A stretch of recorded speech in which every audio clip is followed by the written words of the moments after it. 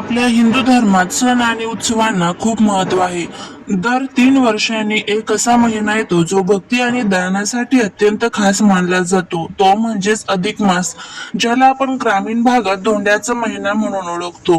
2026 मध्ये अधिक मास कधी आहे, तो कोणत्या महिन्यात येत आहे आणि जावयाला धोंडे का जीव घालतात, या सर्व प्रश्नांची उत्तरे आणि त्याचबरोबर या महिन्यात आईची ओटी भरली जाते. त्याचबरोबर जर आपल्याला आई असेल पण ती विधवा असेल तर ती ओटी भरावी का, या संदर्भात संपूर्ण माहिती आजच्या व्हिडिओमध्ये मी तुमच्या सोबत शेअर करणार आहे.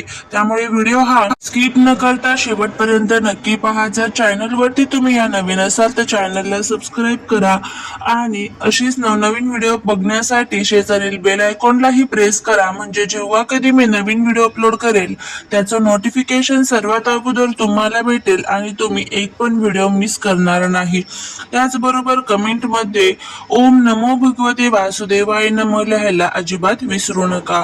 सर्वात महत्वाचा प्रश्न, 2026 मध्ये अधिक मास कधी आहे? तर बघा, 2026 मध्ये ज्येष्ठ हा महिना अधिक म्हणून आला आहे. यालाच आपण अधिक ज्येष्ठ मास म्हणणार आहोत. तर याची सुरुवात जी आहे तर ती रविवार 17 मे 2026 पासून अधिक मास सुरू होईल. सोमवार 15 जून 2026 रोजी अधिक मास संपेल. म्हणजेच यंदा ज्येष्ठ महिना 2 वेळा येईल. पहिला तो अधिक मास आणि दुसरा ज्येष्ठ मास. आता जाणून घेऊया अधिक मास म्हणजे काय. सूर्याचे एक वर्ष 365 दिवसांचे असते, तर चंद्राचे वर्ष 353 दिवसांचे असते. या दोन्हींमध्ये दरवर्षी जो 11 दिवसांचा फरक पडतो तो भरून काढण्यासाठी दर 3 वर्षांनी एक जास्तीचा महिना धरला जातो. पौराणिक कथेनुसार या महिन्यालाच कोणीही स्वामी नव्हता, म्हणून भगवंत विष्णूंनी स्वतःचे नाव या महिन्याला दिले. म्हणूनच याला पुरुषोत्तम मास असेही म्हणतात. महाराष्ट्रात या महिन्याला धोंड्याचा महिना म्हणतात. या काळात काही विशेष प्रथा पाळल्या जातात. या महिन्यात लेक आणि जावयाला घरी बोलून त्यांना भोजन खाऊ घालण्याची प्रथा असते आणि चांदीच्या किंवा तांब्याचा दिवा दान करण्याची प्रथा असते. 33 या आकड्याला या महिन्यात खूप महत्व असते, म्हणून 33 अनारसे वाण म्हणून दिले जातात. हा महिना भगवान विष्णूंच्या उपासनेचा आहे. यात पोथी वाचणे, दीपदान करणे आणि नामस्मरण करणे अत्यंत महत्वाचे असते. या महिन्यात काय गोष्टी वर्ज्य आपल्याला करायच्या असतात. लग्न, मुंज, प्रवेश किंवा नवीन वस्तूंची खरेदी यासारख्या मंगल कार्य या महिन्यात केली जात नाहीत. दान धर्म, तीर्थयात्रा आणि उपवास करणे या गोष्टींचा हा महिना सर्वोत्तम मानला जातो. मासात केलेली व्रते हे विशेषतः आत्मशुद्धी आणि भगवंताच्या प्राप्तीसाठी असतात. या महिन्यात सकाम कर्मापेक्षा फळाची अपेक्षा धरून केलेले काम, निष्काम भक्तीला जास्त महत्व आहे. या महिन्यात प्रामुख्याने काही व्रते केली जातात. हे महिन्यात सर्वात महत्वाचे व्रत, या महिन्यात भगवान विष्णूंची पुरुषोत्तमाची पूजा केली जाते. दररोज पहाटे स्नान करून विष्णू सहस्रनामाचा पाठ करणे किंवा ओम नमो भगवते वासुदेवाय नमः या मंत्राचा जप करणे. महिनाभर सात्विक आहार घेणे, शक्य असल्यास एकभुक्त म्हणजे दिवसातून एकदाच जेवण करणे. अधिक मासात दिव्याच्या दानाला अनन्यसाधारण महत्व आहे. संपूर्ण महिनाभर देवघरात तुळशीजवळ आणि शक्य असल्यास नदीकाठी अखंड दिवा लावण्याचा संकल्प केला जातो. अंधकार दूर होऊन जीवनात ज्ञानाचा प्रकाश येतो अशी धारणा आहे. अनेक लोक तांब्याचा किंवा चांदीचा दिवा जावयाला दान देतात. ज्यांना पूर्ण उपवास करणे शक्य नाही ते नक्त व्रत करतात. दिवसभर उपवास करून रात्री नक्षत्रांचे दर्शन झाल्यानंतर एकदा सात्विक भोजन केले जाते. काही भाविक या महिन्यात ठराविक वेळेसाठी किंवा पूर्ण दिवसासाठी मौन पाळतात. यामुळे वाणी शुद्ध होते आणि मानसिक शक्ती वाढते. अधिक मासात महिनाभर विड्याची पाने, तांबूल दान करण्याचे व्रत असते. यामुळे सौभाग्य वृद्धीत वाढ होते असे मानले जाते. या महिन्यात 33 या संख्येला खूप महत्व असते. त्यामुळे 33 अनारसे, 33 लाडू, 33 फळे एका ताटात ठेवून त्यावर दिवा लावून ते दान केले जाते. हे दान भगवान विष्णूंचे रूप मानून जावयाला किंवा ब्राह्मणाला दिले जाते.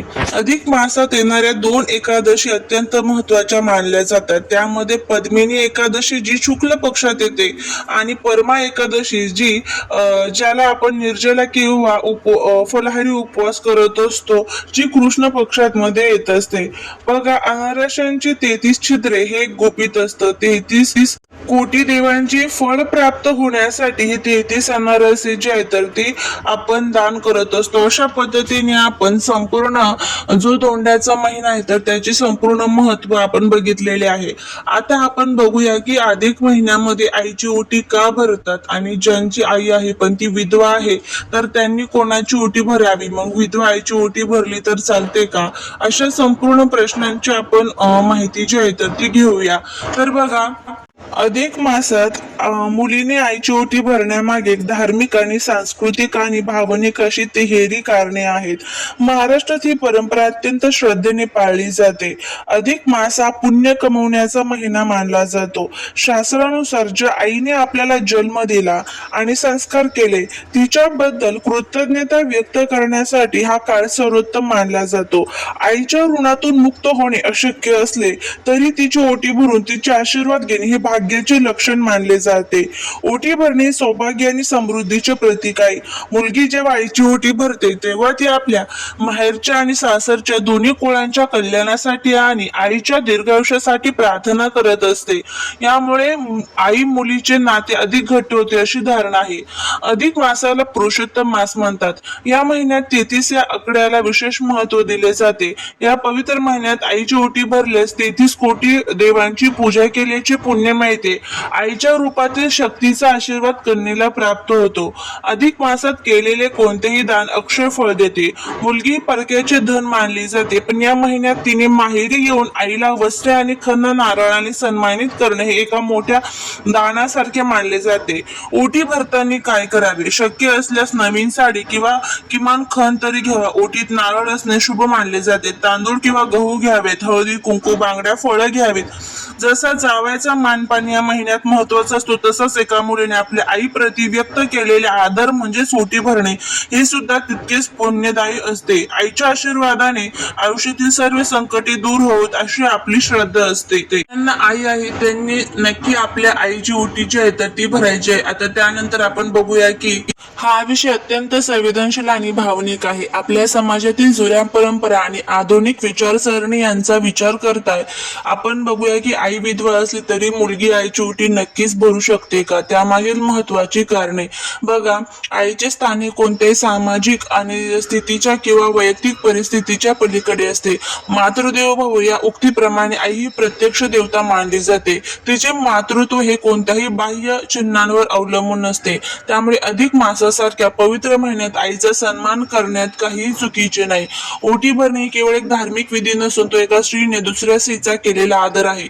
आईने आपल्याला जन्म दिला, वाढवले आणि सक्षम केले याबद्दल कृतज्ञता व्यक्त करण्यासाठी मुलगी आईची ओटी भरते. यात आईच्या मांगल्याची आणि आरोग्याची प्रार्थना करते. पूर्वीच्या काळात विधवा स्त्रियांना शुभ कार्यापासून दूर ठेवले जात असे, परंतु आज ही परिस्थिती बदलली आहे. अनेक धर्मशास्त्र आणि विचारवंतांच्या मते आईला असा मंगल समयी डावलणे हे अधर्माचे लक्षण आहे. तिचे आशीर्वाद मुलीसाठी नेहमीच महत्वाचे असतात. जर तुम्हाला जुन्या परंपरांचे पालन करायचे असेल किंवा आईची इच्छा असेल तर ओटी भरताना काही छोटे बदल तुम्ही करू शकतात. काही ठिकाणी विधवा स्त्रियांना हळदी कुंकू लावले जात नाही. अशा वेळी तुम्ही त्यांच्या पायाला हळदी कुंकू लावून किंवा केवळ गंध लावून आशीर्वाद घेऊ शकतात. तुम्ही आईला तिच्या आवडणारी साडी, खण, नारळ आणि फळे देऊन तिची ओटी भरू शकतात. ओटीत तांदूळ किंवा गहू वापरून आईची ओटी भरू शकतात. आई विधवा असो वा सवाशीण ती सर्वात आधी आपली आई असते. अधिक मास हा भक्तीचा आणि प्रेमाचा महिना आहे. जर आपण आपल्या आईला सन्मान देऊ शकत नाही तर इतर कोणत्याही दानाला अर्थ उरत नाही. त्यामुळे मनात कोणतीही शंका न ठेवता आपल्या आईचे आशीर्वाद घ्या आणि तिचा सन्मान करा. आईची ओटी भरणे ही पूर्णपणे योग्य आणि शास्त्रसंमत आहे.